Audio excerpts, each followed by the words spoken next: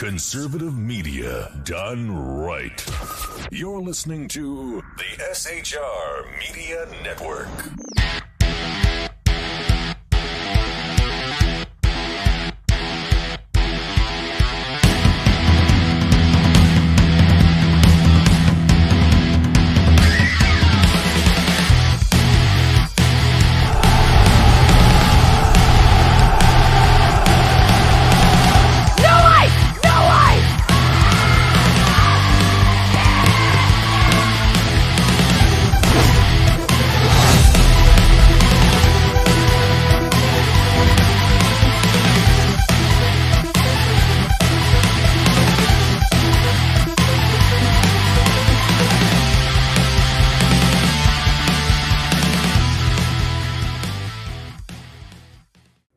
Hello, ladies and gentlemen. Welcome to Beer and Bullstein, brought to you by SHR Media.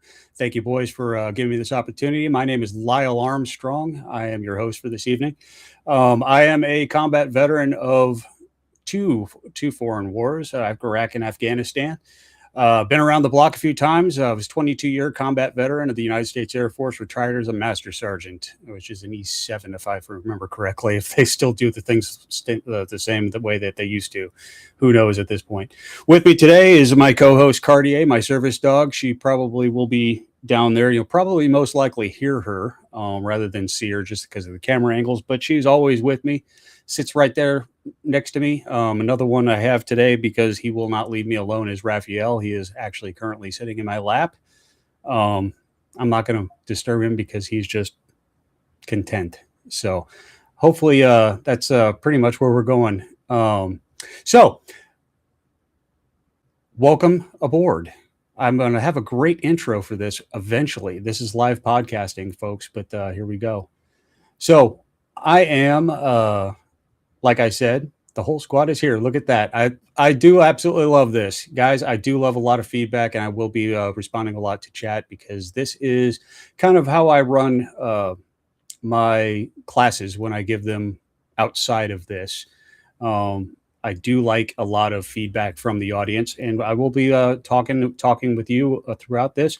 Tonight, however, we are going to do and get back to basics because I think as a country, we have really gone off the rails, like way off the rails. And it really actually started over 100 years ago. However, we have the opportunity, especially with this current administration, to start getting things correct and holding our leaders to account. And it's what I'm kind of hoping that we can do with the source documents, which, by the way, 250 reasons to read the source documents. Actually, I'm going to put in a nice little shameless plug here for SHR Media, the founders of the feast, so to say. You can see them at shrmedia.com. Good thing that they have here is my site, this beautiful site. If you wanted to see my dog, there is Cartier there. She is absolutely gorgeous in that photo. Thank you, Sean, for hooking that up. And you can take a look through there. I'm not going to bore you with reading all that good stuff. However, I do want to go through here and look at the media shop. 250 reasons. If I'm not mistaken, I do believe the code FREEDOM still gets you a 10% discount. Don't quote me on that. Try it out for yourself. If it doesn't work, it was one of the other guys' faults that it didn't work. Not the new guy, me. But Freedom gets you 10% off. It's a quick ship. It is a I don't think it's veteran owned. I'm not sure. I'll have to check that. I need to check my notes on that one. But it is locally owned. Is one of our guys that does it, and it's really awesome stuff. You can get mugs, you can get hoodies, you can get shirts. There's even a shop for the ladies, which will be coming up in a commercial, which is actually kind of cool. So what we're going back to, let me get back out of this, is we're going back to this, the oath. Why do we need to go back to the source documents? Why? Because like any good battle plan, they already wrote. Look at that. Code FREEDOM does, in fact, get you 10% off. Thank you, sir. Outstanding. So the oath and the source documents, like any good battle plan, we got to go back to the original stuff. All right. Every good battle plan lasts just as long as enemy contact is really what we're taught in the military. And unfortunately, we've had about 250 years of enemy contact. And by enemy contact, I'm talking about politicians. I'm talking left, right, center, whatever you got. Somebody has attacked the Constitution. Someone has attacked what we're trying to do and what the founders intended from the very beginning. Some of the good guys weren't exactly the good guys. Some of the bad guys weren't exactly the bad guys. It comes down to is we need to get back to what it is. We need to understand what it is. And by that, and I say this to all of my troops when I was in the military, was you guys took an oath. Every time a public servant takes an oath,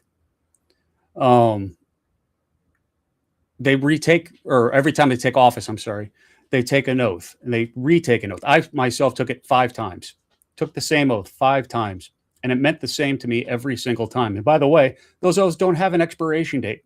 They really don't. Excuse me. This is a beer thing. So it is Friday night. It is 7:07 p.m. on the Eastern Coast. Grab your beer, grab your vape, get comfortable, settle in. Let's do a little bit of exploring of history first and foremost. The oath itself, let's talk about it. It was adopted in 1789. Did anybody know this? I didn't until like 4 hours ago. It was actually pretty enlightening to go through there. You guys have probably heard this at some point in some form of fashion. I state your name, do solemnly swear that I will support and defend the Constitution of the United States against all enemies, foreign and domestic. Let's break that down. A domestic enemy, that was actually put in 1789. Think about that for a second. The Civil War hadn't happened yet. Who are the domestic enemies? That's the fun part. Think about it. Have you ever heard of the term 3%? Or there's a group out there that calls themselves as 3%ers. But really it comes down to is 3% of the colonists back in 1776, and when the war actually started, the Revolutionary War actually fought the war. 3%. I mean, we were a tiny, tiny, tiny little country back then. I mean, you're talking Rhode Island had maybe 30,000 people in it. That granted, they may only have 35,000 people in it right now. They're still pretty tiny. But my point of the matter is 3% of those, that minuscule number stood up and said, take me, I'll fight for this. So when they were talking about this oath about domestic enemies, they were actually talking about people who were still loyal to the crown. So we're sitting there taking an oath to, hey, maybe these people, might, run an insurrection on us right afterwards, which, by the way, actually happened back in 1812. Imagine that. Somebody actually saw this coming. Getting back to it, that I'll bear truth and faith, or true faith and allegiance to the same, which basically all that comes down to is I'm going to put my sacred honor down on the line for this, to blood, sweat, and tears. That's really what that boils down to. That I'll obey the orders of the President of the United States and the orders of the officers appointed over me, according to the regulations and the Uniform Code of Military Justice. So help me God. So help me God. And they still say those words. Still say, so help me God, in that oath. And there's a reason for that, because we had very moral founders. Now, I've long said this before, and granted, this is the first time I'm talking with you all, but I've said this to my family, I've said this to my friends, I've said this to my troops. The one mistake that our founders made, that they should have put in somehow into the Constitution, they believed that moral men would always be moral men. And I believe that is one of the biggest problems with our society today. Because how many times do you turn on YouTube, or you put on C-SPAN, or CNN or whatever, and you see a politician lying to you, which is probably every time you do it, but it really boils down to is like, you guys, these people didn't exist back then, because back then You got called a liar. That was a huge affront to your honor. We had people shooting each other in the streets. Aaron Burr, the vice president of the United States, got in a boat with Alexander Hamilton, the Secretary of Treasury, floated across over into New Jersey, where it was still legal to duel, to shoot him because of honor, while he was vice president of the United States. Think about that. The crazy one is here. Look at that. Hey, Phantom, how are you? So, when we're talking about our oath, I took this seriously, and I know pretty much everybody that in my family that are military took this incredibly seriously. This is like a marriage. This is something that is to be taken just as seriously as your marriage, just as seriously as any other oath that you could possibly think of. Because without this is the bedrock foundation of why are you even doing this? You know, the whole, I joined for college, I joined to see the world, I joined for this, I joined for that, and then we can do the whatever. It doesn't matter. This is what is going to get your ass called up on the line for. This right here. I'm pointing at it if you can't see that. I know you can't see it, but I can.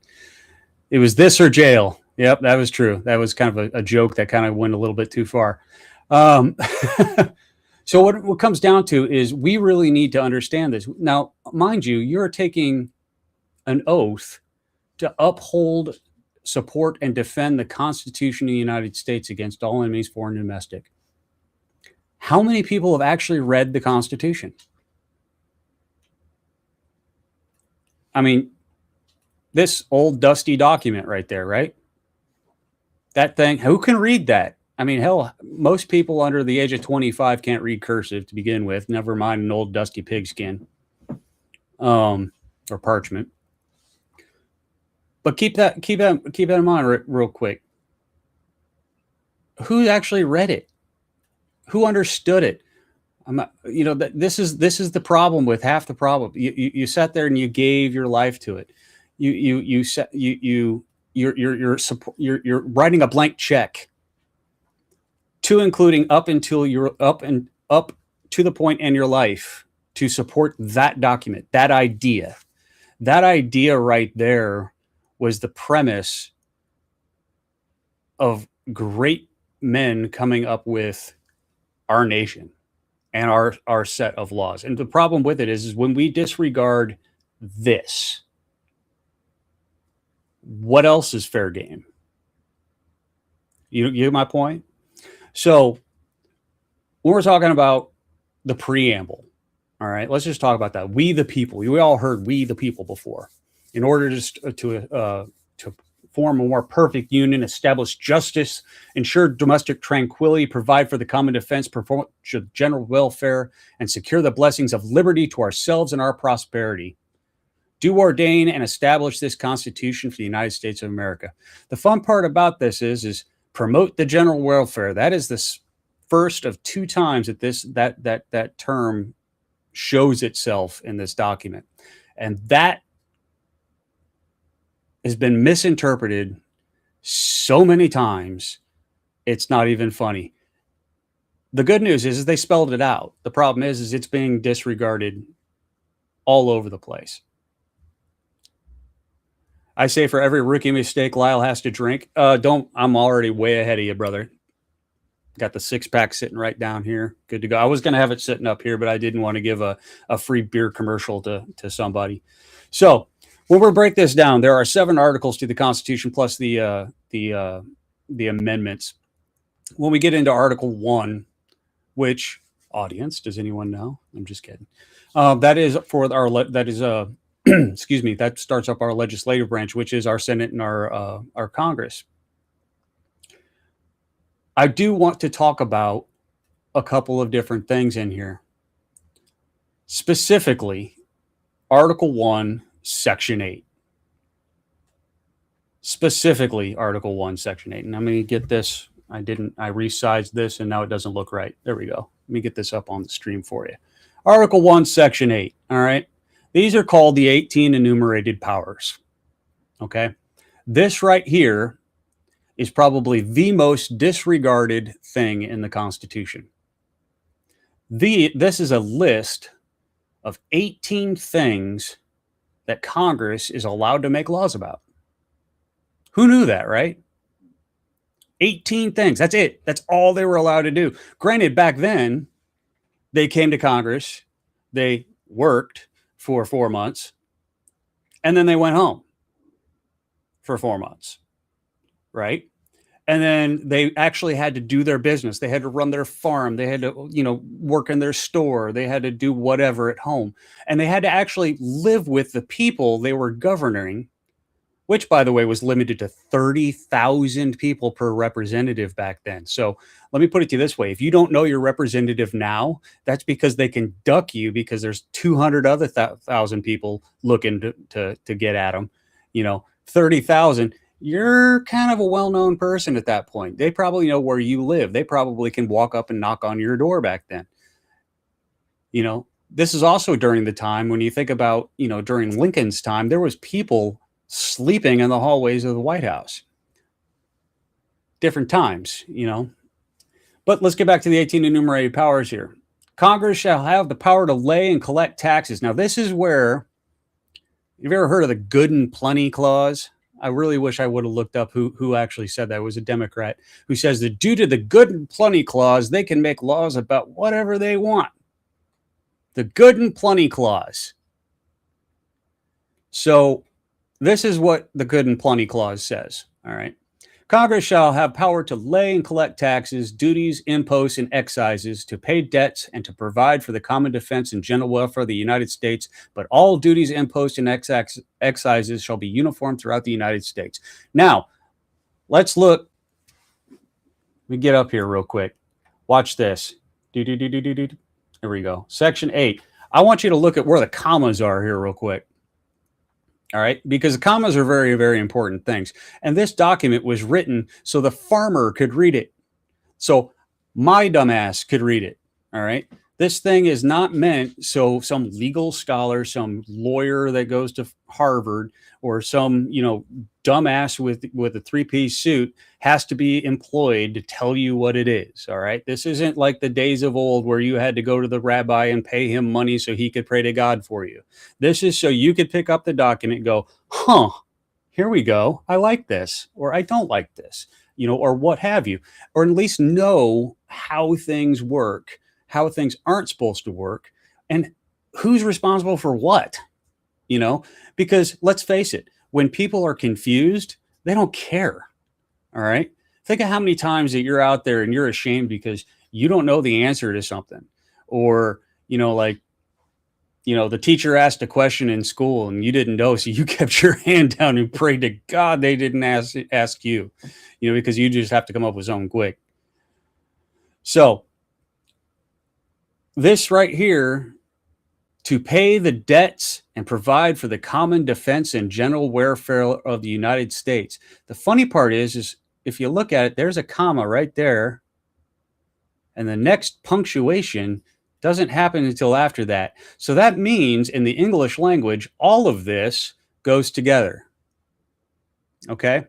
To pay the debts and provide for the common defense and general welfare of the United States. What that general welfare clause they're talking about is pay the damn debt down, pay the debts, pay the price that we have already sat there and said, hey, we're going to spend money on this. That's it. It doesn't mean general welfare. Well, I can, throw out more SNAP benefits. Or it doesn't mean that, hey, I can go out and I can throw money towards illegal aliens, or I can throw $3 billion at, South America somewhere, or what have you. It doesn't mean any of that. Oops, there we go. Does that make sense? But somewhere in the middle of this, somewhere in our 250 years, that got gone. Just, yeah, whatever, we really don't need to pay attention to that at all. Second thing they're allowed to do is borrow money on the credit of the United States. Wait a minute. Amazing. Why would that be right next to the part where they get to pay the debts? You get where I'm going with us? The founders weren't stupid people, all right? They were actually quite brilliant. They put things in order right next to where each one of them needs to be. And they actually kind of like, even without getting into the Federalist Papers, it explains why something is there. Because the next one, to regulate commerce with foreign nations and among the several states and with the Indian tribes. Wow, commerce, money, debts, borrow money. This is all about money. Hey, we're up to 3, and I've already figured all this out. Oh, now we switched subjects. Number 4, to establish a uniform rule of naturalization and uniform laws of the subjects of bankruptcies throughout the United States. That's 2 things in one. That's a twofer right there. So let's talk about the rule of naturalization. How many times have you heard of a congressman or a senator or, well, anybody for that matter, come out and say, well, our immigration system's broken. We got to fix it. But especially the congressmen and the senators, because let's face it, those are the real guilty ones on this one. They're the ones responsible for actually doing the laws that do this. Okay. You're going to sit there and lament it, fix it. Because there's nothing wrong with it. It's not enforced. It's just now it's being enforced. That's the problem. People don't like things laws that don't or haven't been enforced for quite some time suddenly being enforced. Imagine that. Suddenly we're going to enforce it. That's the problem. Now, when we're getting back down to it, like I said before, I want you to remember the reason we're going over all this stuff is if this doesn't apply, nothing applies. Nothing. Absolutely nothing. Right? Murder doesn't apply. You know why? Why would it? Our Constitution doesn't apply. Why would a federal murder charge apply?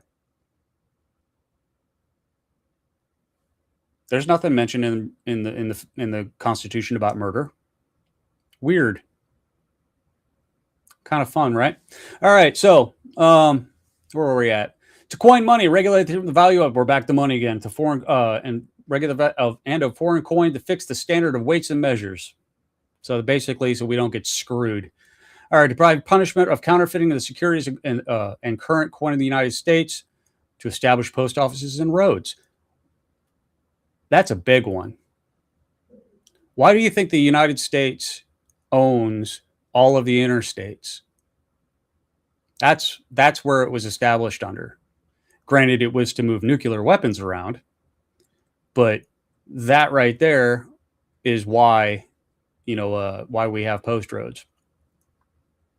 To promote the progress of the sciences and useful arts. Useful being the operative word. Useful. All right. Piss Jesus is not useful. Okay. By securing for limited times to authors and inventors the exclusive rights of their respective writings and discoveries. Why would they put in by securing for limited times to authors and inventors right after progresses of sciences and useful arts? Wait a minute. Are you telling me they're not talking about paintings? They're not. I don't get that. It's because they're talking about inventors. They're talking about the Bill Gateses. They're talking about the Elon Musks. They're talking about the Howard Hugheses of the world who actually think, the Einsteins that come out there and they invent something. Tesla was a good one. That was one of the reasons why I believe, this is my conspiratorial brain, it's one of the reasons why I believe the FBI went in and took a whole bunch of his trunks when he died. I believe that they got exclusive rights and rights to their respective writings and discoveries right after that. They can make law about to constitute tribunals inferior to the Supreme Court. That means they can make other courts, right? To define and punish piracies and felonies committed on the high seas and offenses against the law of the nations. We had a real big problem with the Barbary pirates back then. To declare war or grant letters of marque, which right now we're actually talking about letters of marque and reprisal. which there's a whole bunch of spec ops guys right now are going, oh, I got a boat. Let's go against the cartels. They were talking about that, and I was actually kind of thinking about signing up for a crew or that, and then my body says, try that and die, fat boy. We're going to try it though. We'll see.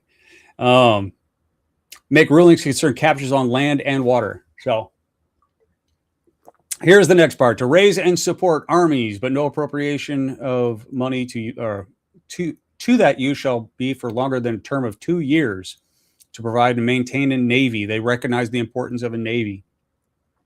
To make rules for the government, regulation of the law, regulation of the land and naval forces. To provide calling for forth the militia to execute the laws of the nation union. Suppress insurrections and repel invasions. Wait a minute. So we're supposed to have a militia at all times, right? Some people say that's the National Guard. I disagree. It is not. There's a few laws that are out there that disagree with that. The militia is any able-bodied man from age 17 to 45, who is able to operate, guns, basically.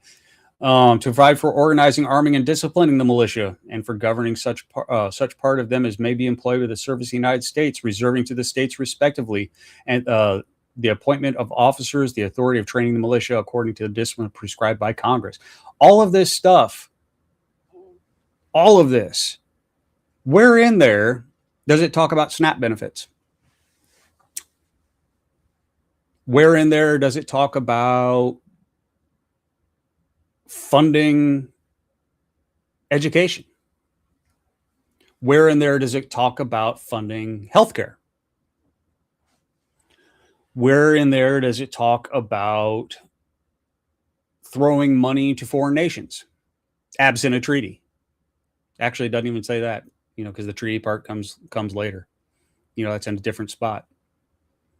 I'll tell you right now, I'm one of those people. I've cut off all foreign aid, get rid of all of it, to include, I'm a big supporter of Israel being the only democracy in the Middle East, and I think that we should support our allies. But however, we need a treaty if we're going to actually keep throwing money at them. I don't believe that our founding document is there. I don't think we're abiding by it, I should say. So then we get all the way down here to the bottom, right here: to make laws which shall be necessary and proper for carrying into execution the foregoing powers, and all other powers vested by this Constitution in the government of the United States or any department or officer thereof. Well, there's only 18. Why? What? Where did all these laws come from? Where did 20,000 gun laws come from? Where did the NFA come from? That has nothing to do with anything in there. That was put in as a tax. I don't recall that being a power of the Congress. In fact, the strongest way you can say the NFA, actually West Virginia is talking about doing it right now, where they're trying to put in place basically it's another tax stamp, so regular citizens can get machine guns. Granted, they're going to be incredibly, well, I don't want to say they're lax. They're lax compared to what has been, under the ATF. So like you and me, who aren't felons, excuse me, this is Raphael, who just saw a fly and is going to cause all sorts of issues. Where was I? Oh, the NFA. They're putting in place a method that, will allow regular citizens, you and me, who aren't felons, can go get a machine gun. That's that right there, left up to the states, which under the 10th Amendment is exactly what should have happened. Granted, I don't think they should be involved with it, period. But if they have to be involved, at least it's at the state level. Because at that state level, I can go and do whatever. I can go talk to somebody. I can knock on somebody's door. I don't have to travel 5,000 or 3,000 miles to Washington, D.C. for someone to actually listen to me. I don't have to lobby a lobbyist to go lobby for me. How many times can you say lobby in a row? All that other good stuff. So what do you think of the comments? Let me know. And we'll be right back.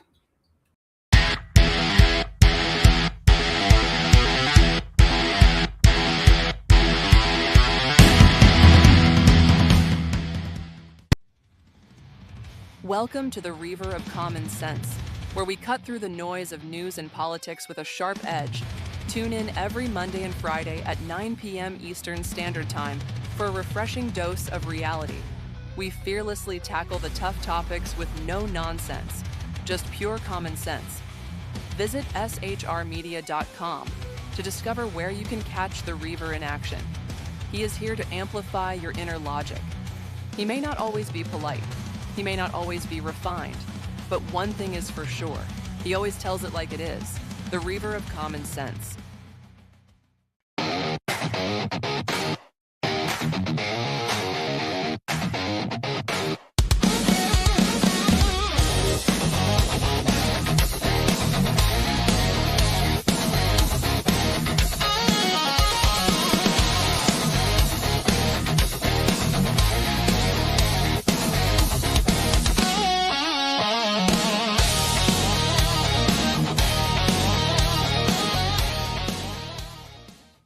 Attention, all patriotic women of faith. Yep, I'm talking to you, sis. Are you looking for high-quality, super soft apparel that reflects your love for country and your devotion to God? Look no further than Carry Girl Gear. Picture this. You rocking a tee so soft it's like being hugged by a cloud, all while showing off your love for God and country. Sounds dreamy, right? Well, welcome to reality, babes, because that's what we're all about here at Carry Girl Gear. We specialize in super soft tees, tanks, and more, designed specifically for the strong, patriotic woman who proudly wants to carry their message of faith and freedom. When you shop with us, you're not just getting a t-shirt. You're joining a community of like-minded women who are proud to wear their beliefs straight on their tees. So whether you're sipping sweet tea on the porch or leading the charge for faith and freedom, do it in a Carry Girl tee. Because life's too short for stiff, boring tees. CarryGirl.com, where faith and freedom meets fashion. Conservative media done right.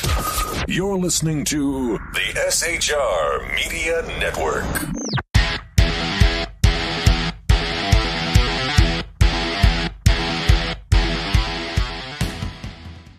Welcome back to the show, guys. My name is Lyle Armstrong. I am your host of Beer and Bullstein here on the SHR Media platform. Thank you to the guys there to give me a shot doing this tonight. Again, I want to bring up the SHR Media shop.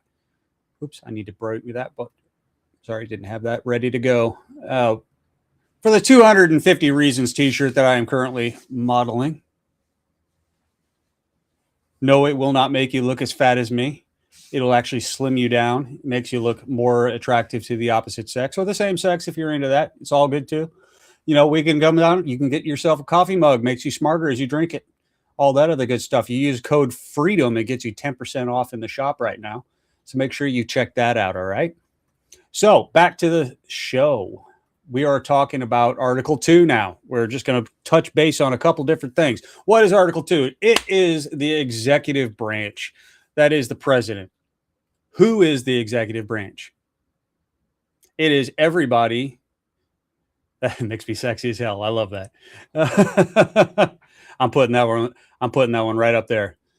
The 250 Reasons makes me sexy as hell.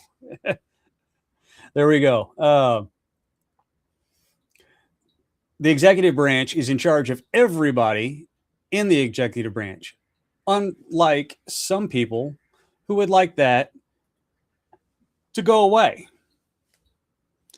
When you sit there and you talk about Congress has oversight. Yes, they have oversight. However, pause for dramatic effect.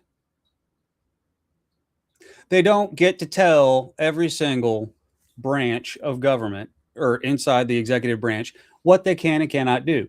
The people underneath the president cannot do willy-nilly what they want to do. They still have to follow regulations, just like in the military. Amazing. Imagine that, right? Imagine if you would, I go to war and my boss says, go do good things. Go out there and defuse these bombs. And I say, cool. I think I'm going to go over here and feed these kids.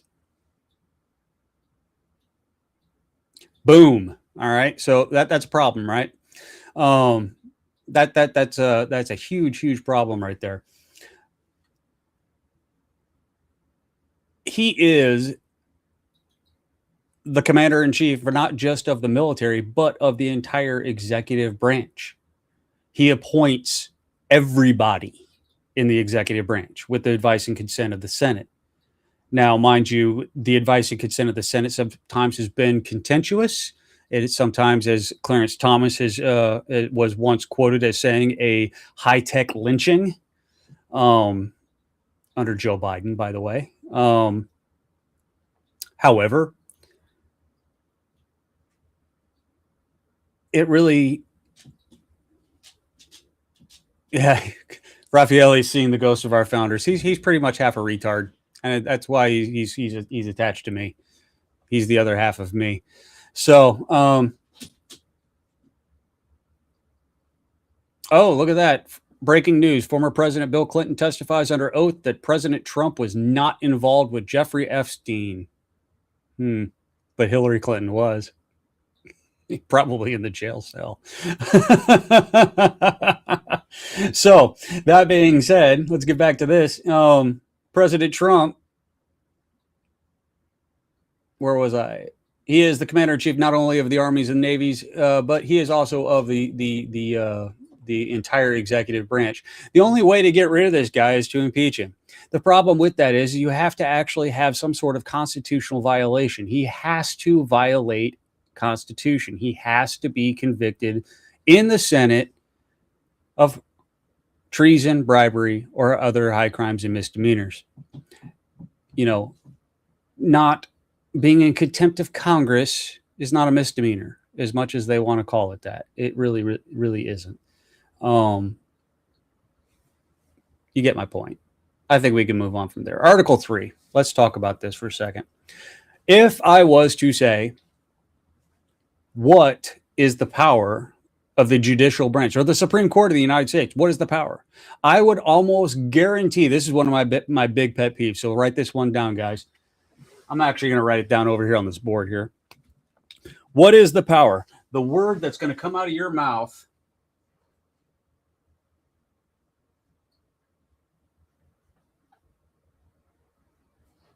is this. I don't know if you can see that. Interpret. That's the word that's going to come out of your mouth. And you are absolutely 100%, 1000% back to 1976 wrong. Wrong. Allow me to elaborate. Why these brilliant men who came out, put this entire document together, just got done fighting a war over tyranny,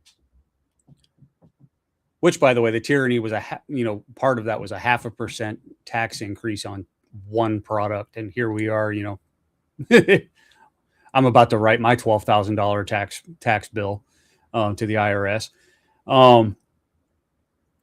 Why would these brilliant men give interpretation powers to the very document that created the office? Why would they do that? They are allowed to apply the Constitution. They are allowed to read and apply it. You're not allowed to interpret it, though. There is no interpretation. The reason why it was written like this and not in Old English is the fact that, again, farmers, dumbasses like me, whatever else, needed to be able to just pick this thing up and go, huh, I get it. All that other good stuff. Section 3 breaks it down against, and the only other thing in there, and this is actually coming up lately, is this, Section 3, treason against the United States. We just had a Air Force, or a retired Air Force, I believe he's a lieutenant colonel, just get arrested for going over and training the Chinese on how to fight us and how to dogfight Air Force and Navy. If this guy is not guilty of treason, I don't know what is. Shall consist of levying war against them or adhering to their enemies, giving them aid and comfort. How is that not giving aid and comfort to the enemies? Now, they may do a technicality where, oh, well, China's not our enemy, blah, blah, blah. Okay. Technicality, whatever. Congress has the power to declare the punishment of treason, but no attainder of treason shall work corruption of blood or forfeiture except during the life of the person attainted. Basically, all that means is you can't declare someone a traitor after the fact, after he's already dead. That kind of deal. So, class, is there any questions so far? I like this part. So, Article 4, one that's near and dear to my heart. Because let me ask a question. What kind of government do we have? Show me in the comments there if you got it. What kind of government is the United States? Really, boil it down. What kind of government is it? Because Section 4, or Article 4, I'm sorry, boils it out 100% to the root cause. There it is. There's the answer. Full faith and credit shall be given to the estates of the public acts, records, and judicial proceedings of every other state. Whoa, that is so weird. All of Congress may, and the Congress may, by general laws, prescribe the manner in which such acts, records, and proceedings shall be approved and the effect thereof. Each citizen of the state shall be entitled to all privileges and immunities of citizens of the several states. Now, how does that work? Think of your driver's license. All right. You don't have to get a new driver's license every time you go into another state. But how have we flaunted this when it comes to, say, firearms? I could get out my wallet right now and pull out 4 different states' firearm licenses. Why is one not good for all of them? Granted, I don't believe that we should have a license for a right anyway, but 6 1/2 dozen. The other, here we go. We have a license. Why is my license not good in all 50 states? So why is this the same? Why are we not doing this? Why did we allow this to happen? Who do we talk to? What's going on? Where am I? It's kind of like Raphael. Sees the founders, the ghosts of the founders talking right now. A person charged with a state or in any state with treason, felony, or other crime who shall flee justice, basically found in another state, you're going to be extradited back to the other, to the original state where you committed that crime. That's really all that is. Now, down here, I'm going to bring this back up on stream real quick. Section 4. This is what I want to talk about. Article 4, Section 4, because this is huge right now in our media. Huge right now with the no ICE protests. Huge in like everything right now. The United States shall guarantee to every state in the republic or in this union a Republican form of government. That doesn't mean that everybody needs to be a Republican. What that means is that this is a republic, 100% republic. It is not a democracy. I don't care what you're saying. A republic is not a democracy. A republic uses a democratic process. A republic is not a democracy. I don't care how the liberal arts people have ripped that around and thrown that down. It is not the same. Okay. A Republican form has a representative type thing. We are a constitutional republic. That is a difference between a representative republic and a constitutional republic. Constitution will restrain our people, or should restrain our people. Actually, you know what? We probably are a representative republic right now because nobody pays attention to this shit. Fair? We can actually even go so far as saying we're a socialist representative republic. How messed up is that? Thank you, Woodrow Wilson. Let's see. And shall protect each from invasion. Notice that it doesn't talk about invasion from England. Doesn't talk about invasion from Mexico. Doesn't talk from Canada. Doesn't talk from a foreign power. It just says from invasion. What do you call 20 million people coming over a border en masse? That's one big ass freaking invasion. I don't care if they're wearing uniforms or not. When they turn around and now they're waving foreign flags in my streets, that's an invasion. That is 100% an invasion. They have come in. I don't care if they're coming here to overthrow our government or shop at Walmart. I don't care. I really don't care. That is an invasion, and the United States government at the federal level is put in charge of fixing this. Now, if you remember under Obama, he sued the state of Arizona for trying to uphold federal law and won. And the worst part about the whole thing was he did it in our name because it was United States versus Arizona. Now, the problem with the entire thing is the United States government wasn't upholding the law, wasn't enforcing the borders. So the state of Arizona decided, hey, we're going to do it. Well, that went all the way to the Supreme Court, and the Supreme Court says, no, that's not your job. You can't do that.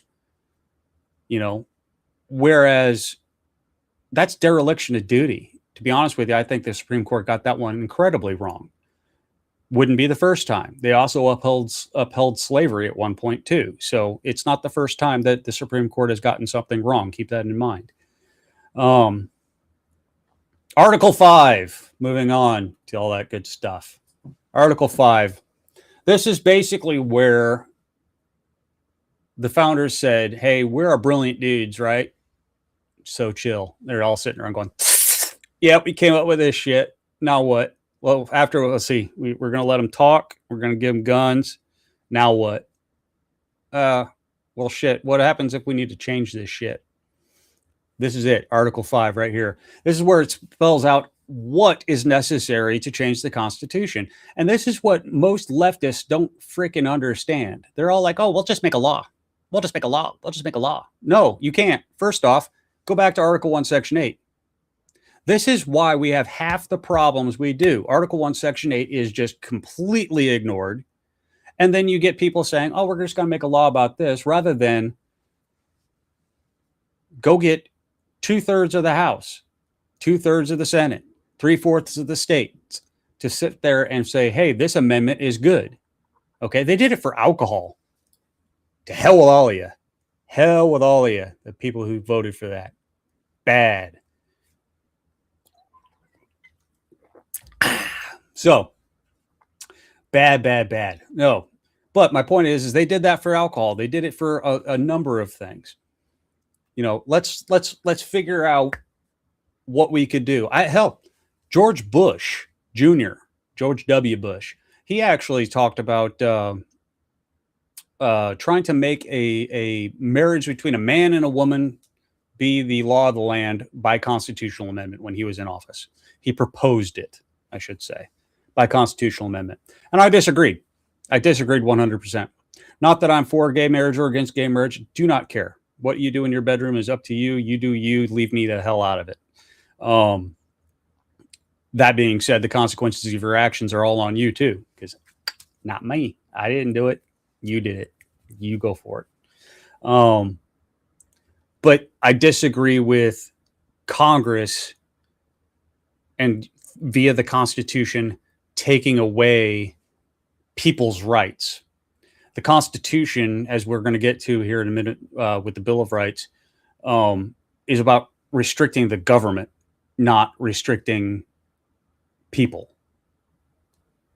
And to set that precedent is not a good thing. Not a good thing at all. Article 6. The only thing that we really need to talk about in Article 6 is the Constitution and the laws of the United States shall be the supreme law of the land. Why does that matter right now? I am near and dear, and I know what my colleagues here at SHR Media are as well. The Second Amendment is near and dear to our hearts, especially Mission Ready Man, Big E out there. In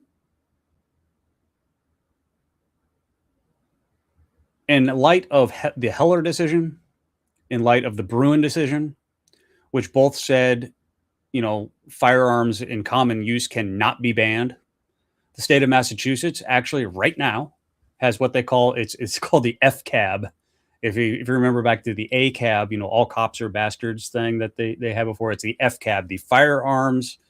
Oh shoot, I can't even remember what the damn thing was called. I was so laughing about FCAB. Anyway, it was basically their job was put together to ban guns. Is really what it came down to. Is come up with a banned gun roster. The problem is there's no banned guns. Nothing. There is no banned guns. The list that they're talking about should look like a blank piece of paper. Blank piece of paper here. I've tried to pick up a blank piece of paper and realize that there's writing on both sides of all of that. Burp. There we go.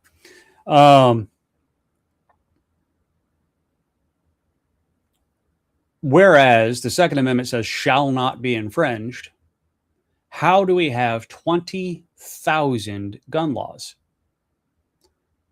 How is that not infringing? If you make it more difficult for the average gun owner, the law-abiding gun owner, I hate that term, law-abiding gun owner, the American people, these, blah, blah, blah, blah, these platitudes, these non-binary, nomenclature things that come out there. It just kind of makes us the masses, No, why is it that my rights, me personally, Lyle Armstrong, are being infringed by making me have to go through XYZ hoops when I could just go down the street to my buddy's trunk, give him $100 and grab an Uzi? And I got way more firepower than I ever could in the state of Massachusetts. How does that work? Anybody? I don't get it. I don't really get that how that works. And it goes a long way. I mean, it's another thing when you talk about the abortion issue. The abortion issue is one that is, it's closer to 30,000 when you include states and local jurisdictions. I'm going to throw that one up there. Thank you, E. 30,000 laws when you include state and local jurisdictions. So basically, with the abortion issue there, do I believe that we should be making law at the federal level about abortion? Morally, yes. Constitutionally, no. It's not part of the Constitution. Again, 18 enumerated powers. Nothing in there says anything about abortion. Then again, nothing in there says anything about murder either. So where did all that come from? That's all of that English common law stuff that got thrown in the backgrounds, and all of those laws to do the other things, that people got thrown in there early on, which I think is dumb. It's incredibly dumb. If I go to the state of Virginia and I murder somebody and cross state lines and murder somebody over in West Virginia, how is that federal? Especially when it's spelled out that West Virginia should send me back to normal Virginia. I love that. To stand trial there. And then after I'm done standing trial there, I go over to West Virginia and stand trial there as well.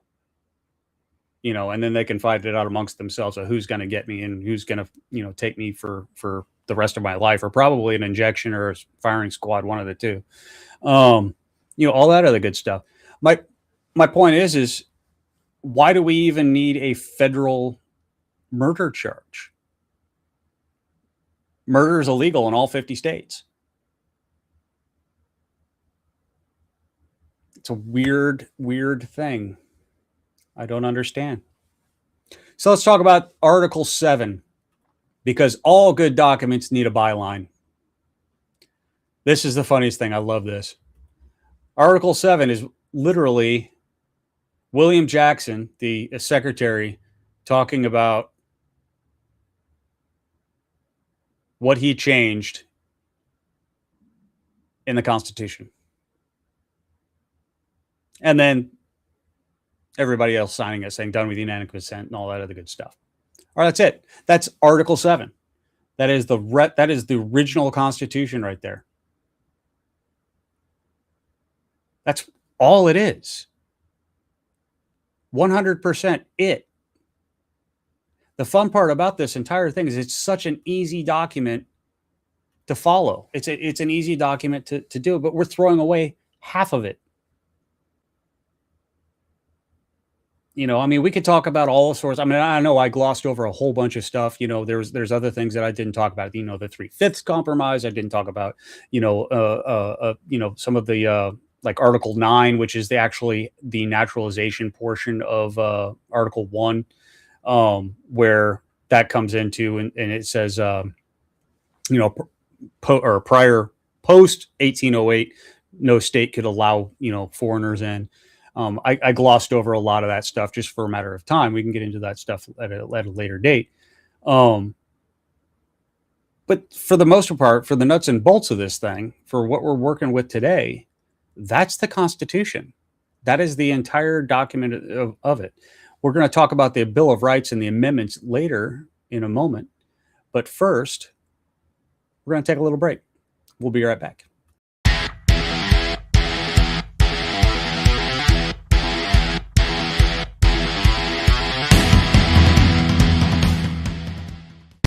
Come listen to BZ's Berserk Bobcat Saloon Radio Show.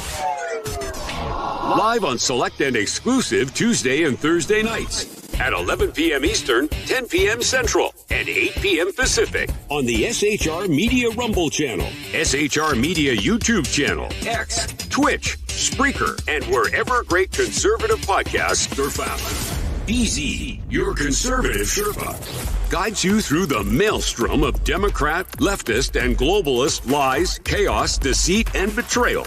Raised as a free-range child with dirt, stains, mud, and freedom, BZ broadcasts from North Idaho, comfortably surrounded by actual normal people.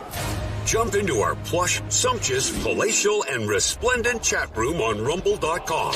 Click on live chat to join. Now, with 37% more umbrage and 19% more bulbosity than previous shows, featuring delicious Liberty additives for the best in late-night conservatarian talk radio. BZ reminds you that with great beard comes great responsibility. No chinchillas were harmed, embarrassed, fat-shamed, or the focus of any sarcasm whatsoever in the making of this ad. Hey. Where do you go when you want real conversation and topics? That's right, you step to the edge. The Edge of Liberty is your home for talk radio the way it was meant to be. I'll be live every Monday and Wednesday at 8 p.m. Pacific on the SHR Media Network, and we're simulcast on KLRN Radio. We're building something different, Aaron. We just want you to be a part of it. I'll see you on the Edge.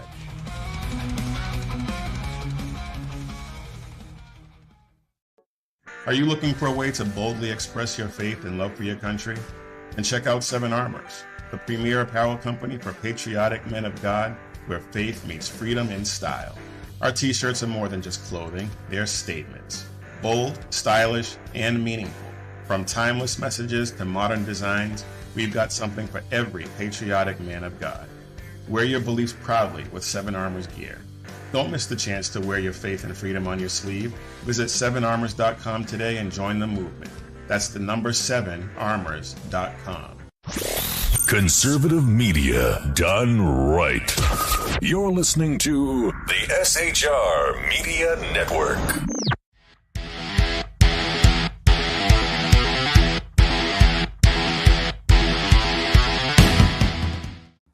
Sorry, I get a little...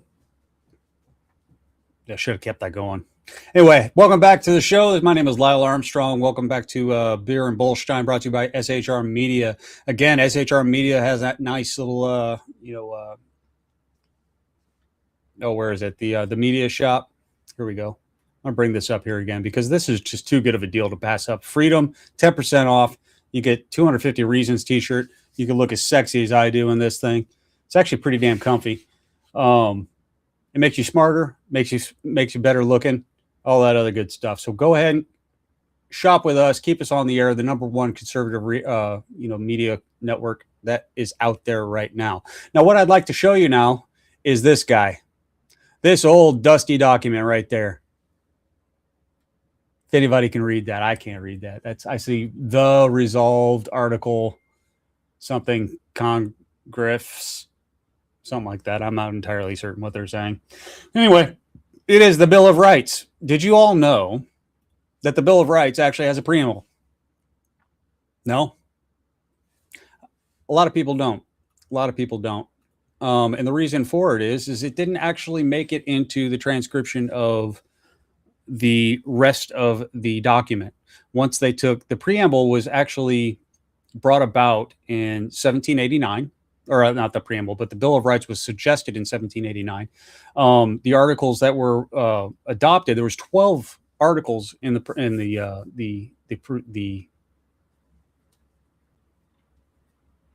proposal, I guess you could say. The proposal there, 10 of them were adopted. Articles 3 through 12 were adopted, and Article 3 became what we know as Amendment 1, the First Amendment. What didn't make it into the Bill of Rights was the preamble. Why they are bringing these forward. The preamble, the conventions of a number of the states having at the time of their adopting of the Constitution expressed a desire. Keep this in mind, expressed a desire. They expressed this desire at the adopting of the Constitution in order to prevent misconstruction or abuse of its powers, that further declaratory and restrictive clauses should be added, and as extending the ground of public confidence in the government will best ensure the beneficent of ends of its institution. Institution. Sorry. Words hard. That right there alone should tell you something. They understood that the original document was not perfect. They already came up with 12 things they wanted to change, and eventually they did get the other two kind of put in there a little bit. But when we're talking about the First Amendment, okay, everybody knows the First Amendment. They're like, oh, it's freedom of speech. Well, what is that? The freedom of speech. Does it mean I could say what I want on X? Does it mean I could say what I want here on YouTube or Twitch or Spreaker or your Kick or whatever else? I can just throw an F-bomb wherever I want. Hello, baby girl. You know what? We're going to take a slight. Come here. Up. Come here. This is Cartier. She wants to say hello. There we go. Now she says hello. Good girl. Get down. Go climb up. Climb up. Good girl. Does that mean that I get to just say what I want willy-nilly? No. What it means is the government can't stop and throw me into jail like Woodrow Wilson did to a lot of people. Also mean, there we go. Sorry, my dog hit something and my screen went away for a moment. Congress should make no law respecting the establishment of religion or prohibiting the free exercise thereof, or abridging the freedom of speech or the press or the right of the people to peaceably assemble and to petition the government for redresses of grievances. Now, the fun part is let's break that down. Congress shall make no law. That's the first part. Congress shall make no law. That is what is restricted. Congress shall make no law. Congress. So what's that mean to you? That means when you go down and you start screaming at the top of your lungs in the middle of your town hall and they remove you for public, nuisance or what have you, guess what? Yeah, you still have a First Amendment right to say what you want, but there's a time and place for things. You can't just run in and start screaming and disrupting stuff. You actually have to abide by certain rules. There might be a permitting process. There might be a number of things. Establishment of a religion. All that means is, okay, they're not going to say, hey, we're a Christian nation. You know what? We are. For the most part, we are. But you know what? We don't need it written down. You know, it just the whole, you know, oh, you can't, you know, the separation of church and state, separation of church and state. You know what? Where in that? Hold on. Let's read this again. Congress shall make no law respecting and establish of a religion or prohibiting the free exercise thereof. Where in there does it say a separation of church and state? Doesn't. Does not. In fact, the founders sat there and counted on moral people, moral men to run this shit. They counted on men that went to church, who feared God, to come to service for this country. The whole separation of church and state came from Jefferson to the Baptist ministers in Connecticut when they're asking, what does this mean? You know, are we going to be outlawed? Or, you know, we're Baptists, you know, does this mean, what does this mean to them? And he wrote back to them in a letter, there will be a separation of church and state. That's a letter from a president. That is not binding law. Because if we think about it, let's go back to Article 1, Section 8. That's the legislative branch. Not in there. All right. First and foremost, that's the legislative branch. The executive has absolutely nothing to do with making law. We can get into executive orders later. That's just, that's one of those weird things. Or prohibiting the free exercise thereof. It is freedom of religion. Did anyone see in there freedom from religion? I didn't. I saw of. I didn't see from. So it really boils down to, with all the people out there that are like, oh my God, you Christians, I hate this, or happy holidays instead of Merry Christmas, or you know, happy Easter, you know, or happy solstice, or, you know, blah, blah, blah, blah, blah. But, you know, all the people that, you know, just are so against, because let's face it, Christians are the only group of people religious wise that you're allowed to discriminate against in this country now, apparently. They're just so against those people. Don't listen to them. I don't understand, to be honest with you, because I'm Gen X. All right. I grew up with, you know, sticks and stones will maybe break my bones, but words will never hurt me. You know, I also grew up with, you know, go F yourself. You know, that was pretty much my upbringing. You know, it came down to was, if I didn't like you, I didn't play with you. If I didn't want to do what you were doing, I didn't do it with you. If I didn't like what you were saying, I either argued against it or I left. That was it. There's no freedom from religion. Okay. The people that go out and try to remove "In God We Trust" from our currency every year, which, by the way, is getting less and less important because nobody actually pays in currency anymore. It's all in your phone or on a card or a tap or whatever. My point of the matter is, though, is how do you read these source documents and not see where the founders were coming from? Everything was about God and country. So how do you not in God trust? Hell, our oath, if you go back to it, so help me God. All right. That is just the military's oath. The Congress, the Senate, every time they get reelected, have to take the same type of oath. And they both say, so help me God, at the end. There it is. All right. It's not freedom from religion. It's freedom of religion. Okay. The right of the people to peaceably assemble. What we're seeing around these ICE facilities, people throwing bricks, people, you know, throwing ice balls, you know, what have you, is not peaceably assembling. Standing there with your sign and screaming at the top of your lungs is peaceably assembling. I'm going to tell you that right now.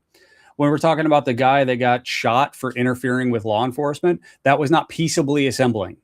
Okay. He was interfering with law enforcement. You know, you can stand there on the side of the road with your sign and scream all you want at the ICE officer. You know, you're a fascist, you're a whatever, blah, blah, blah, blah, blah. You can do that all day long until your lungs turn, your face turns blue and your lungs pop out of your mouth. I don't care. Go right ahead. That's your right. I fought for it. Go for it. Seriously. Take a good look at my face. Go for it. You're welcome.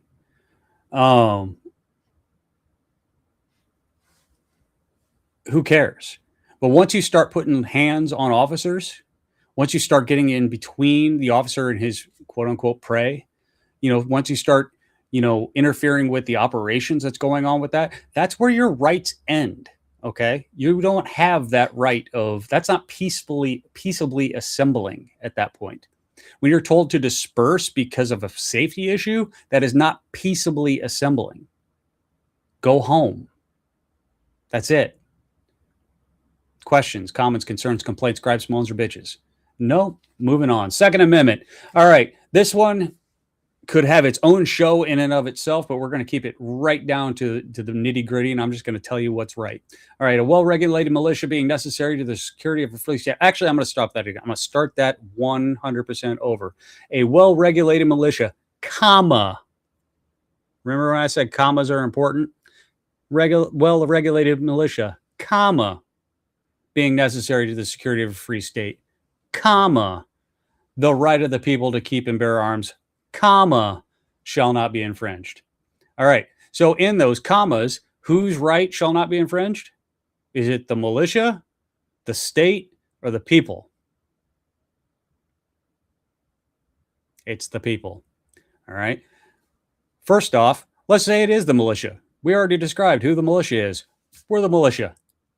So we're 2-1 on that one, right? 2-1, state versus militia on that. Even if you said it's the right of the militia to keep and bear arms, who gives a shit? We're 2-1 because guess what? I am the militia. Now what? Number 3, no soldier shall in time of peace be quartered in any house without consent of the owner, nor in time of war, but in a manner prescribed by law. Why is that even in there? Why is that even a problem? Because at the time of the founding, that was what England was doing. The soldiers, the redcoats would come through and take over people's houses. They would just walk right in. That was a big, big issue. So that actually got a big thing going on with us, especially if we were going to have a standing army up to 2 years and all that other good stuff. The Fourth Amendment, this is one that comes up a lot nowadays, especially with the advent of cell phones and tablets and all that other good stuff. The right of the people to be secure in their persons, houses, papers, effects against reasonable searches and seizures shall not be violated, and no warrant shall issue but upon probable cause supported by oath or affirmation. And particularly describing the place to be searched and persons or things to be seized. Now, the fun part about that is this again, the founders' first and only mistake. People don't have honor. All right. God love my cops out there, but some of you, are you making stuff up? Are you doing some verbal judo on those things? Are you doing a little bit of twisted report writing to try to get your way? Yeah. Why? I've done it. I know plenty of cops that did it themselves. Because the job's got to get done. I get it. However, comma, pause for dramatic effect. Again, not right. We need to actually look at that and really get back to our roots of what it means to be moral men. When we say that by oath or affirmation, yes, sir, this is exactly what happened. This is exactly what I'm going to do. This is exactly where I'm going to go. Blah, blah, blah. The Fifth Amendment, no person shall be held to answer for capital or otherwise infamous crime unless on a presentment or indictment of a grand jury, except in cases arising in the land or naval forces or in the militia when in actual service in time of war or public danger. That's when the Uniform Code of Military Justice comes in. And guess what? Thank Your lucky stars, you ain't underneath that half the time if you ain't military. Trust me, you don't want to be under that, because that is when we have innocent until proven guilty. Under the UCMJ, you are guilty until proven innocent 100% of the time. There is no wiggle room on that one. Nor shall any person be subject to the same offense to be put twice in jeopardy of life or limb, or nor shall be compelled in any criminal case to be a witness against himself, or be deprived of life, liberty, or property without due process of law. Nor shall any private property be taken for public use without just compensation. That's a mouthful. All right. Really, what that boils down to is shut up. Fifth Amendment. You have the right to remain silent. You all heard that on those cop shows. You know, you have the right to remain silent. Most of you don't have the capacity, but you have the right to remain silent. I know I don't have the capacity half the time. That's why I'm doing a podcast. So here we are with this. Amendment 6, in all criminal prosecutions, the accused shall enjoy the right to a speedy and public trial by an impartial jury of the state and district where the crime shall have been committed, which district shall have been previously ascertained by law, and to be informed of the nature and cause of the accusation, to be confronted with the witnesses against him, and to have compulsory process for obtaining witnesses in his favor, and to have the assistance of counsel for his defense. Basically, that's where you have the right to an attorney comes from. You have a right to a speedy trial. Now, what constitutes a speedy trial nowadays? That's open for interpretation. I've seen some things go on. You know, we actually just had a lawmaker who is up in New Hampshire, who is a trans person, who was the recipient of child porn from a little town that I live in, that the girlfriend, I guess, was taking pictures of children less than 3 years old and then emailing it to her girlfriend, and he was distributing it. He just got sentenced. This happened 2 to 3 years ago. This rocked our town. Rocked it hard, because this was happening at a daycare. Okay? And so what constitutes a speedy trial?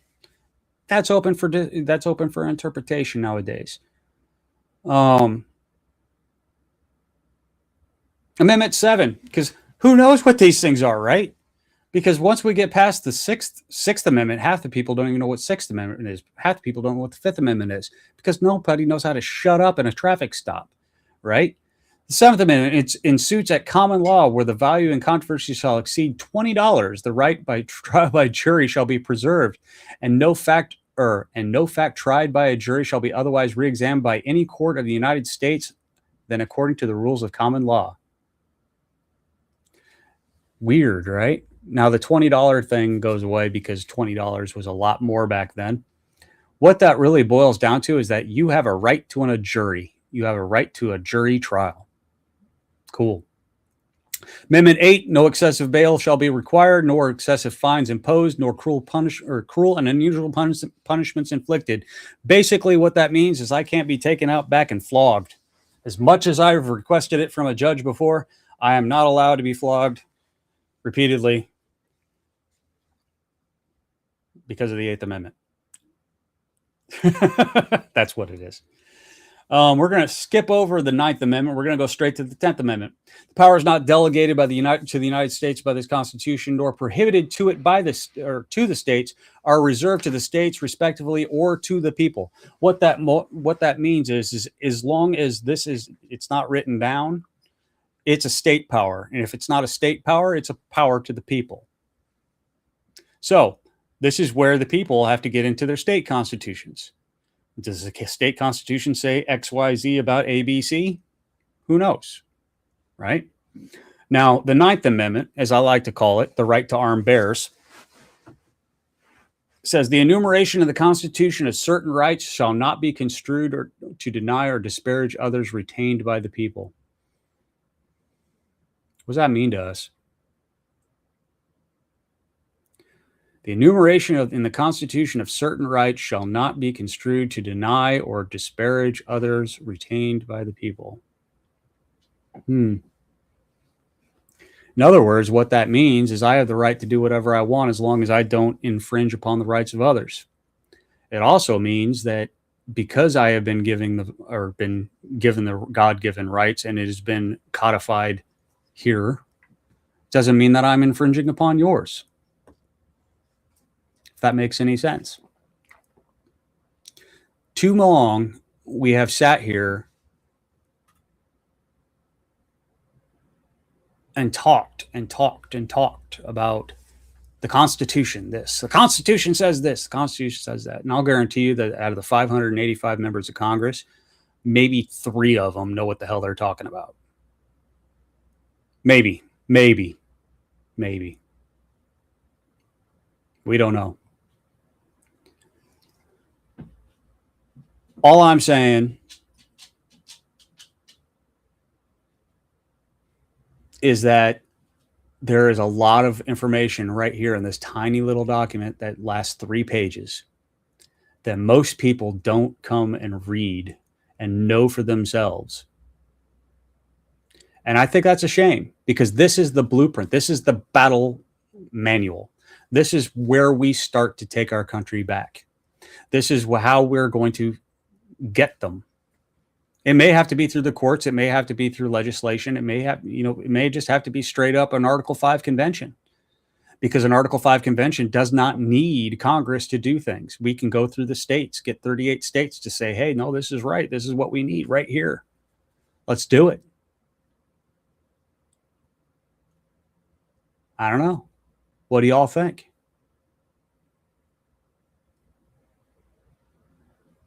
Tell you what, leave me a comment in the story or in the chat, and we'll be right back.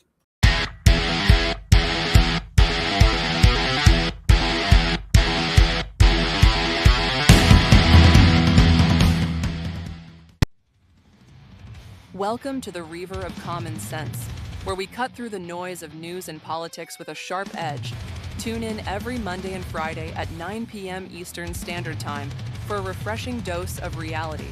We fearlessly tackle the tough topics with no nonsense, just pure common sense. Visit shrmedia.com to discover where you can catch the Reaver in action. He is here to amplify your inner logic. He may not always be polite. He may not always be refined. But one thing is for sure, he always tells it like it is. The Reaver of Common Sense.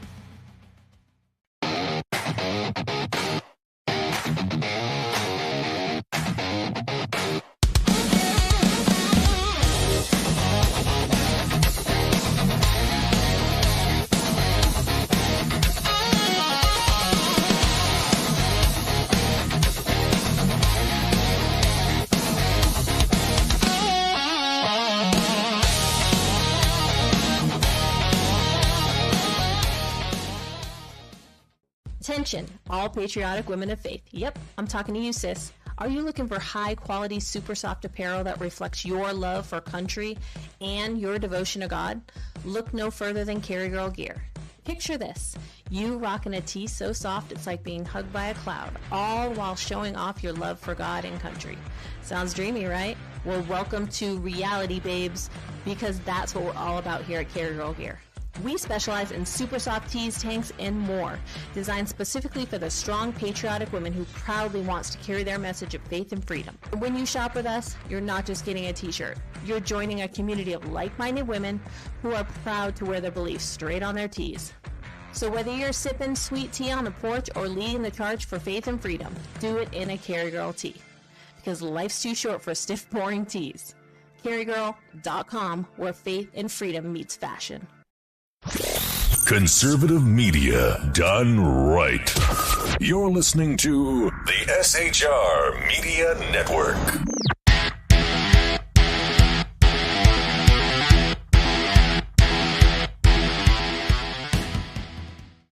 So what's this all mean, guys? Welcome back to the Beer and Bullstein. My name is Lyle Armstrong.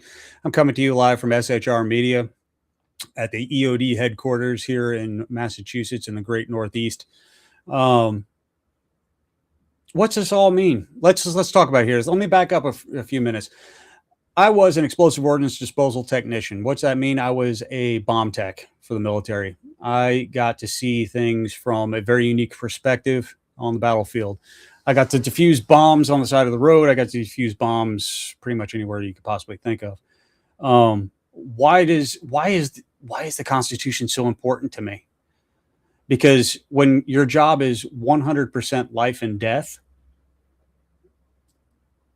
the important things, the simple things, become very important. And the simple things with this is the Constitution, because that's what I took an oath to. That's what I didn't sit there and say, hey, I'm going to take an oath to a college. Yay, college. I mean, college is cool, don't get me wrong, but whatever. But keep in mind, guys, it is 8:26 on a Friday evening. Grab your beer, grab your vape. Let's get this going. Let's get some chat running. What questions you guys got going here? I like that. It's a battle manual. Absolutely. Constitution is a battle manual of how we're going to pull back our country to what the founders intended. Now, do I have all of the answers? Absolutely not. If I did, chances are I wouldn't be on a podcast. Chances are I would be some omnipotent being selling my secrets. But actually, I'm going to take a few minutes here and just talk about how this show is going to go forward. If you guys would indulge me for a little bit, because I've kind of come to the end of the quote unquote content of the show. I got here a little bit quicker than I thought, but I do this as this is my inaugural show, my first show. Get to come up here and stand up and be all tall and stuff, which is really hard to do when I'm sitting down. Going forward, we're going to be on Friday and Saturday nights at 7 p.m. Unless there's a scheduling conflict. I am a musician. I'm the world's most okayest musician. You can find me on X at Lyle_Armstrong. Again, that's Lyle_Armstrong on X. You can see some of my stuff. I'm in several different projects, one of which is actually in here right now. Hi, Brian. How you doing? But basically, what we're going to end up doing with this is we're going to actually look at current events, political, non-political, whatever, through the lens of the Constitution, through the lens of a warfighter, through the lens of what are we living under? Are we living under freedom? Or are we living under tyranny? Because I'm going to make the argument that we're living under more tyranny than we are freedom. Case in point, you can take the Communist Manifesto, the 10 pillars of it, and the 10 the Bill of Rights, the 10 amendments and the Bill of Rights. You can put them up side by side on pretty much any bill that comes out of Congress. And I'll guarantee you that most of the stuff's shooting over to the Communist Manifesto. And why is that? Because of Article 1, Section 8 just being ignored. 100% being ignored. We really need to get back into all of that. Now, there are a number. I could sit here and bore you for the rest of this and go through, all of the other, amendments 11 through 27. I can get into that. I'm not really not going to bore you with all of that good stuff. I think I'd probably be bored most people to death by this point anyway. The ones that I do want to talk about, though, is the 14th, because this one gets thrown around a lot and people don't understand it. We'll pull this up here real quick. All right. So here's the 14th Amendment. Ratified in 1868. Now, why is that date important? That date is we're back into Reconstruction right after the Civil War. Now, the 14th Amendment was brought about because of, sorry, my dog is playing with her bone and she's making a lot of noise. The 14th Amendment was brought about because now you had a whole bunch of officers of another country, basically, being brought back into the fold, and we needed to know how to deal with them. Now, when you're talking about the insurrection clause, as everything's, came down with Trump a few years ago, the problem with that is you got 5 sections here, right? And you had every single representative coming out of the woodwork to sit there and say, oh, it's all self-evident. It's self-engaging. It's self-executing. It's all self this, it's self that, it's self this, it's self that, blah, blah, blah.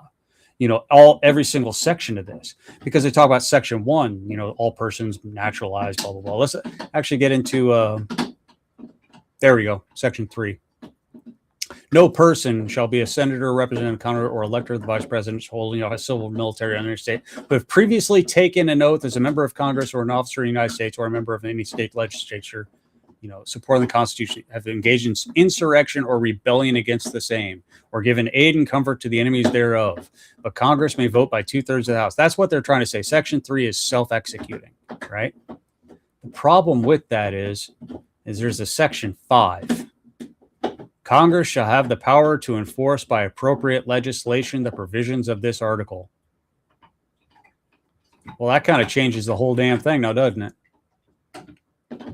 The whole article, which is section 1 through 5, Congress shall have the power to enforce by appropriate legislation, which they did, which is, I believe, if I'm not mistaken, 18 USC 8323, which is the Insurrection Act.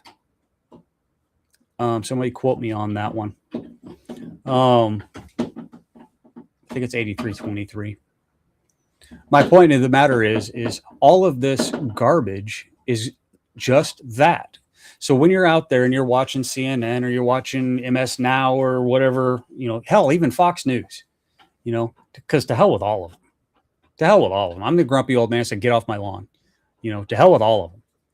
Everybody grab your beer. We're going to say to hell with all of them together. When you're watching all of that stuff and they're sitting there, there's their constitutional scholars. I'm not a constitutional scholar, and anybody who says that they are is a freaking liar. They're a damn fool.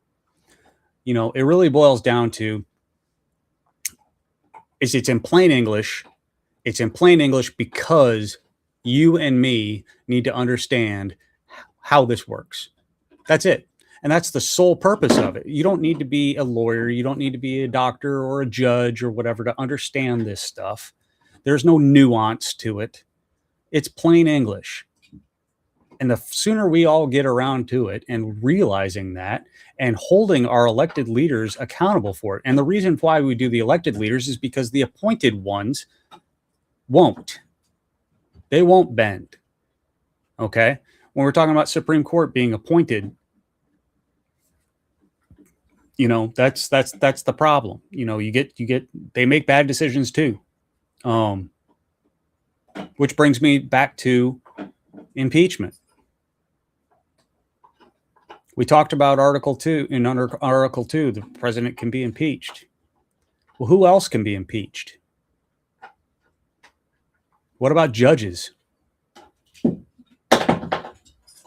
Judges only sit in what's called times of good behavior. Well, times of good behavior is really kind of weird because it's actually detailed out,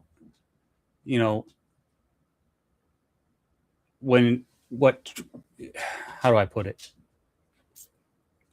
Thank you, Cartier. She realizes my heart rate went up and now she's all like, oh, I love you, Daddy. No, sit down.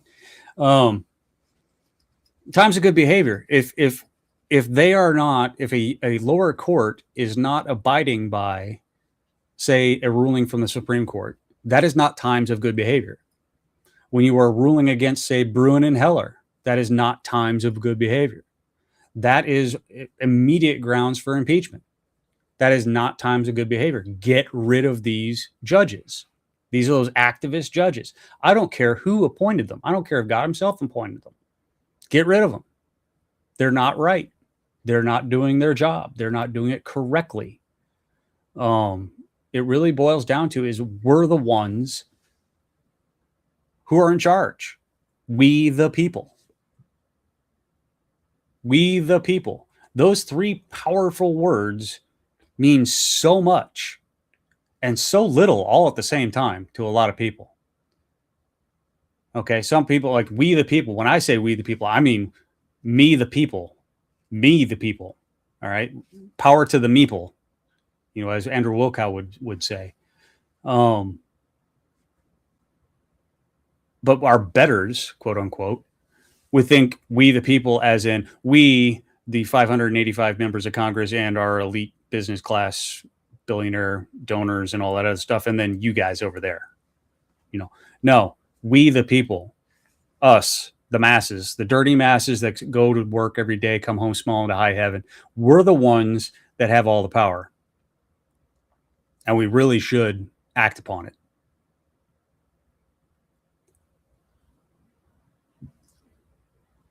All right, guys. I think we're going to get to an end here. Like I said before, I had about 2 hours of content going, but I think I'm a little bit shy, which is okay because this is the first show. I'm going to get my feet under me. We're going to get some better stuff going. I probably talk a little bit too fast, so that's just kind of me measuring things. You know, I would sit here all day and just talk about whatever, but you know, you never know. So that being said, we are going to have guests. We are going to talk about current events. We're going to talk about other things and dog noses. If you couldn't see this little dog nose down here, we're going to talk about all sorts of things. So tune in tomorrow night, 7 p.m. I'll be back here. Thank you to the SHR Media for hosting this for me. You guys are awesome. Stay tuned. Coming up at 9 p.m. Eastern time is going to be Joe, the Reaver of Common Sense. So until then, peace out. We'll see you soon. Be good. And remind you, everybody, one thing, that I do solemnly swear that I will support and defend the Constitution of the United States against all enemies, foreign and domestic, and I will bear true faith and allegiance to the same, that I will obey the orders of the President of the United States and the orders of the officers appointed over me, according to the regulations and the Uniform Code of Military Justice. So help me God. So help me God. Have a good night.